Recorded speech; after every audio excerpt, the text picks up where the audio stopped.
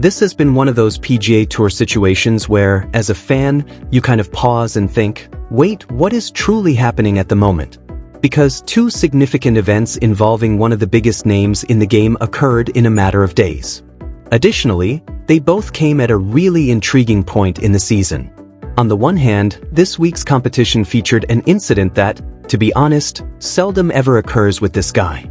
Something that caused many followers to consider the wider picture right away: the itinerary, the next major championships, and the potential implications for the upcoming tour weeks. However, at the same moment, another piece of information surfaced that had people buzzing for an entirely different purpose. Something that will soon be shared with everyone on the planet and reflects on one of the most poignant moments in recent golf history. Thus, the PGA Tour has been experiencing some fairly crazy times. You can already sense that this portion of the season is beginning to build towards something significant if you're someone like me who watches these tournaments every week, keeps up with the standings, and follows the storylines. Before we analyze everything that transpired, though, if you're a true fan of the PGA Tour and you like discussing golf in this way, please do me a favor. Click like and think about subscribing. This is a brand new channel. Reaching our first 10,000 subscribers is the current objective. The concept is straightforward: genuine PGA Tour fans discussing the events of the tour on a weekly basis. Let's discuss what transpired at the Arnold Palmer Invitational this week, since it was one of those occasions that truly caused many fans to pause and pay attention. At first, everything appeared to be very typical. Rory McIlroy had a strong game of golf. He surged into the top 10 on the leaderboard going into the weekend after shooting a 4 under 68 on Friday. Although he wasn't at the top of the competition, he was undoubtedly in a position where you thought he might still make a run. And if you've been following Rory long enough, you are aware that things can quickly become intriguing when he reaches that range on the leaderboard before the weekend. However, things abruptly altered on Saturday morning. Rory was preparing for his third round when he arrived at the course. He began his typical warm-up routine in the gym and on the range, just like every other player. At that point, the issue became apparent. He reported experiencing a slight twinge in his back as he warmed up.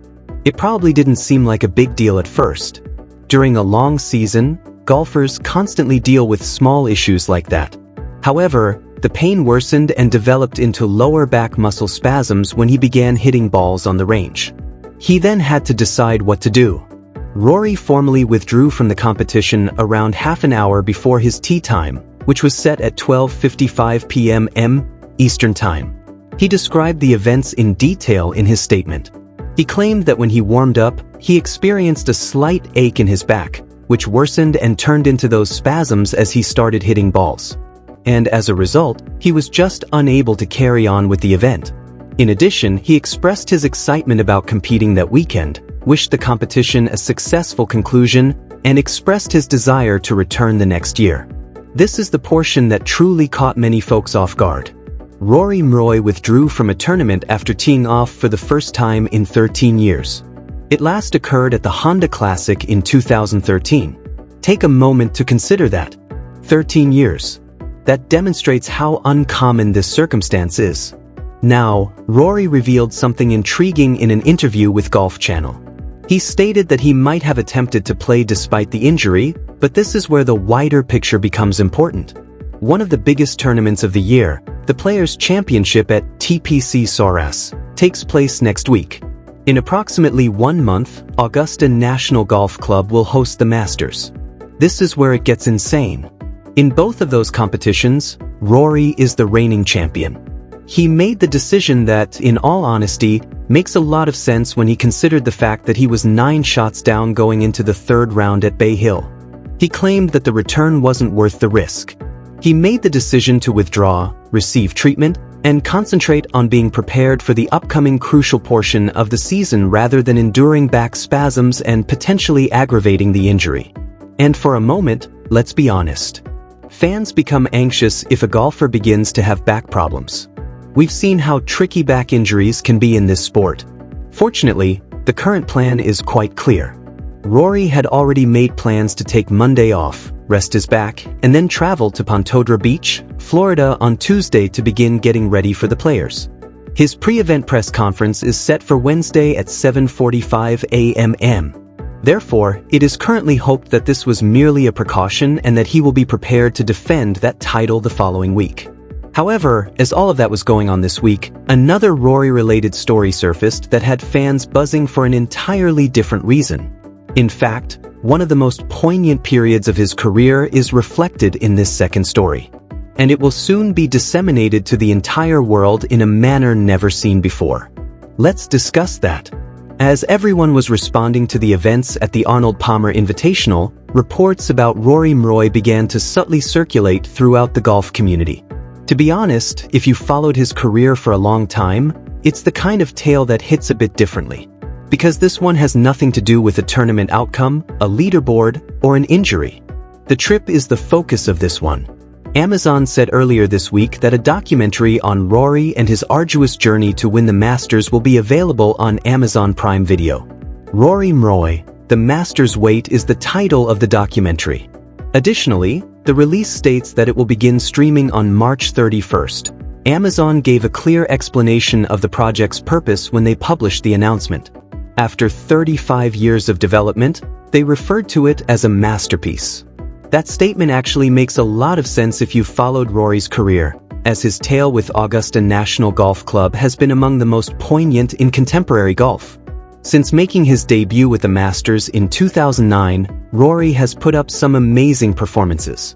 He has made 13 cuts in 16 starts, recorded 36 rounds below par, and his lowest round at Augusta is 64.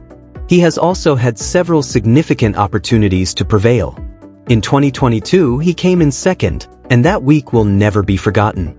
He made a 64 in the last round and tugged out of the bunker on the 18th hole. One of the more boisterous events we have witnessed at Augusta in many years. Additionally, he finished in the top 5 in 2015, 2018, and 2020. However, if you followed Rory long enough, you will also recall the difficult times. The year that always comes up is 2011, the week before that final round collapse, when it appeared as though he would earn his first green jacket.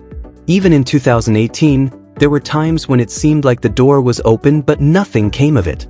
It was therefore more than simply another triumph when he eventually won the Masters last year and finished the career Grand Slam. It was the culmination of a protracted emotional journey. And that's precisely what this documentary will investigate.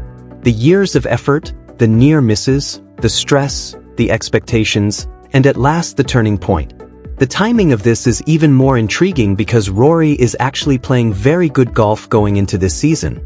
He finished tied for second at the Genesis Invitational and tied for 14th at the AT&T Pebble Beach Prom in his first 2 PGA Tour appearances this year. Additionally, those outcomes included a significant financial milestone. He made $1.8 million just last month, surpassing $110 million in his career earnings on the PGA Tour. That is an amazing figure.